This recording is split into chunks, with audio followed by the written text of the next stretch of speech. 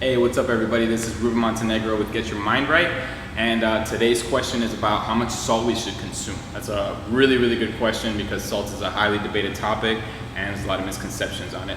First of all, salt, I just want you to know salt is an essential nutrient and we cannot have life without salt. We need salt, okay? It's more important in what kind of salt and how much salt you need to have. First of all, salt is involved in regulating your blood pressure. Without it, you will not have regular function of your adrenals, your hormones, and sodium is also responsible for activating enzymes that are make us capable for creative thinking and long-term planning. So it's obviously something that's really important for our brains and our brain health and our memory and all these kinds of things. So you do not want to be low on salt. The kind of salt that you shouldn't have, and really what people should say when they say that you shouldn't have salt, is that you shouldn't have table salt or refined processed salt, because that salt is the salt that doesn't contain any of the essential nutrients that you need, and it has a very imbalanced kind of contents in it, so that's not what you want to have. So really, the kind of salt that you should be looking for is unrefined, pure, raw mineral salt. The best kind of salt, after a lot of studying and just doing some research on the topic that I've seen, is Himalayan salt.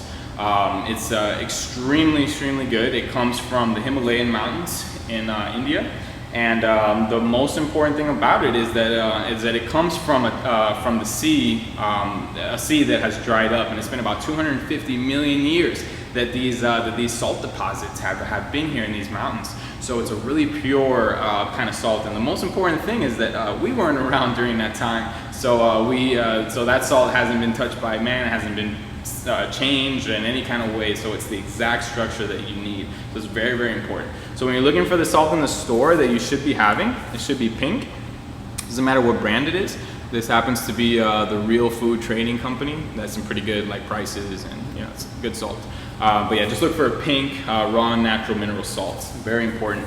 One really good thing about it is that it actually tastes way better than the other salt. When you add it to your food, you're never going to look back. You're going to be wondering why you didn't know about this before, and you're just going to be really happy that you know about it now, and you're just going to just move on with it, and it's just really great. Adds a really great flavor.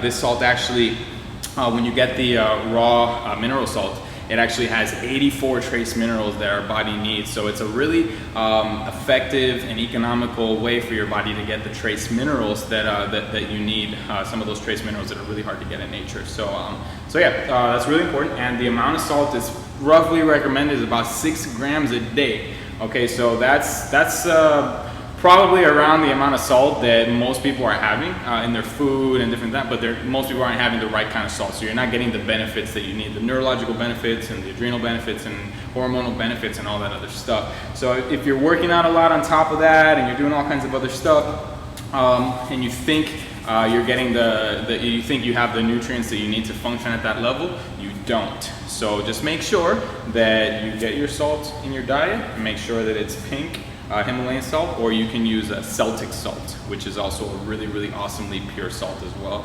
So 6 grams is the minimum. I've heard all the way up to 10 grams of salt a day.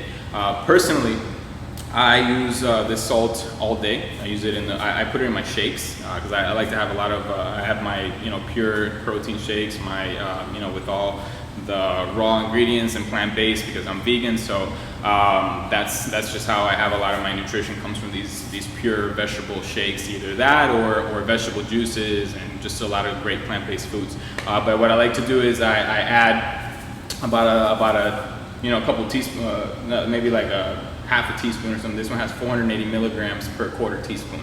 So you're looking at roughly 3 teaspoons a day. That's really what you need to have of salt in your food.